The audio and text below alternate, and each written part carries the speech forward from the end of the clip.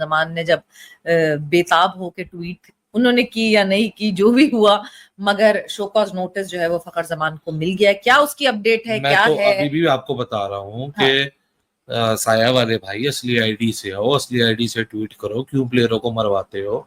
Player बेचारे को पता ही नहीं मेरे नाम से क्या ट्वीट हो रही है। फखर ने जब तक रिस्पॉन्ड करना है शो कॉज नोटिस का, तो वो रिस्पॉन्स भी रिस्पॉन्स में कैच किस तरह के पकड़े हैं यार, that was so hilarious, at times embarrassing. I understand लड़कियां खेल रही हैं, लेकिन ये कोई तरीका है यार कैच करने का? एक के बाद दूसरा, तीसरा, चौथा, एक ओवर में दो दो तीन तीन कैच छूट रहे हैं। 8 कैच छोड़े, 8 कैच, और वो भी आसान वाले, कोई बहुत मुश्किल वाले ये कहेंगे। वो 21 अक्टूबर को जो रिस्पॉन्स देना है वो रिस्पॉन्स भी वहीं से लिखा हुआ है। वो रिस्पॉन्स में कहेंगे मुझे तो पता ही नहीं, मेरे एजेंट ने लिख दिया, ये कहेंगे। एजेंट ही ड्राफ्ट करके देगा, रिस्पॉन्स भी चुंगल से छूटे नहीं है, मैंने तो सुना है। अब आप खबर दुनिया के साथ भी शेयर करें कि अंदर की क्या खबर है। नहीं, रिस्पॉन्स तो ऑब्वियसली 21 अक्टूबर को देना पड़ेगा, और 21 अक्टूबर तक का उनके पास टाइम है, वो सॉर्ट आउट कर लेंगे क्या जवाब देना है क्या नहीं देना। बिकॉज देखें, ये एक नॉर्मल पॉलिसी है, ऐसा नहीं है कि किसी के खिलाफ कोई ये साजिश चली जा रही है या कुछ हो रहा है। अगर आप अपनी ऑर्गेनाइजेशन ये तनवीर अहमद के साथ क्या हुआ आज? आपका सुना है बड़े लोग मुझे मैसेज कर रहे हैं सवेरा और तनवीर अहमद का फड्डा हो गया समर टीवी में। नहीं, कोई फड्डा नहीं हुआ, एक डिस्कशन थी और वो बड़ी वैलिड डिस्कशन थी, मतलब क्योंकि वो सांप की तरह यूं हिल रही होती है। यहां पर आके आप अगर हल्की फुल्की भी कोई ग्रीन विकेट बना देना, उसके अंदर भी ये आपको बहुत बुरी तरह से मारेंगे भाई। इनको सिर्फ स्पिन पे ही पकड़ा जा सकता है। ऊपर से हमारी जो तेज गति, यूनिवर्स की सबसे ज्यादा तेज गति वाली जो पेस अटैक था, जो कि बिल्कुल ही लूसी लंगड़ा अटैक है हमारा पिछले 1.5 साल से, उसने क्या पट लेना है? ये तो अभी मतलब ऑस्ट्रेलिया में जाए, शायद उधर को थोड़ा बहुत रंग रूप इनका निकला है। इंग्लैंड में, साउथ अफ्रीका में थोड़ी सी उधर निप हो रही होगी, बॉल बाउंस इनको मिल जाएगा। बादल आते हैं, बॉल जो है खुद बॉलर को समझ नहीं आ रही थी कि मैंने तो उधर करानी थी, इधर होगी, चलो जो भी हो जाए, मुझे समझ नहीं आ रही तो बैटर को क्या समझ आएगी वहां। और इस मैच में जाहिर है कि इंडिया का भी इंटरेस्ट था।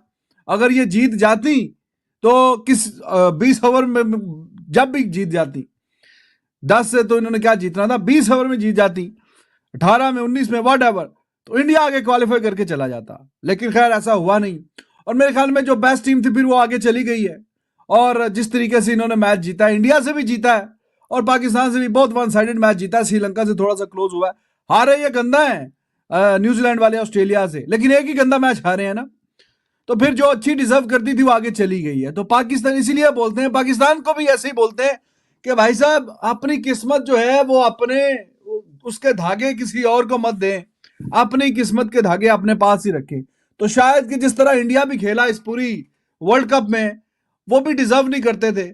ऑस्ट्रेलिया वाला कल मैच जो था उनकी गिरफ्त में था, लेकिन उसके बावजूद भी चूंकि न्यूजीलैंड से बहुत गंदा मैच वो हारे थे, नेट रन रेट इतना पीछे चला गया था। तो करते कराते अब ये फातिमा सना ने थोड़ी सी फाइट, एक वो ही दिखती है कि जो थोड़ी फाइट करे, चाहे बॉलिंग में बैटिंग में, बाकी तो कुछ भी नहीं, तो ठीक हो जाए।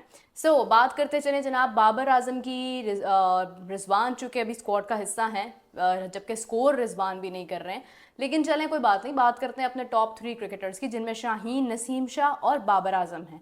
तो नाज़रीन, बाबर आजम का शामिल ना होना, इस हवाले से तो बहुत लोग बहुत देर पहले बात कर चुके हैं। हमारे शो पर बहुत बार बात हुई कि बाबर आजम को रेस्ट करना चाहिए, उनको नहीं शामिल होना चाहिए, बिकॉज वो अपनी मुसलसल ख़राब कारकर्दगी की वजह से बहुत नज़रों में आ रहे हैं, उन पर बहुत बात हो रही है, तो उनको रेस्ट करने की ज़रूरत है और अपनी कारकर्दगी बेहतर करने की ज़रूरत है। दूसरी जानिब अगर हम देखते हैं शाहीन शाह आफरीदी, जो हमारा टॉप विकेट टेकर है, जिसको जनाब शामिल नहीं किया गया इस वजह से कि शायद वो भी कहीं ना कहीं वो चीज़ नहीं कर पा रहे जिनकी उनसे तवक्को है, जो हमारी एक्सपेक्टेशंस हैं वो उस पर पूरा नहीं उतर पा रहे। तो शाहीन शाह आफरीदी इंक्लूडिंग नसीम शाह भी इसमें इन्वॉल्व नहीं हैं। बात ये है कि सबसे पहले तो मैं ये कहूँगी कि अफसोस के साथ आज हम ये डिसीजन लिया है हमने कि हमने अपने टॉप 3 क्रिकेटर्स को इसमें शामिल नहीं किया, बिकॉज़ हम उनको हमारी गलतियों की वजह से वो आज यहाँ पर मौजूद हैं कि आज वो खेल नहीं पा रहे। मतलब बैक एंड जो चीज़ें ख़राब हुई हैं उनको कोई नहीं पूछ रहा, सिर्फ इनको हटाने की बात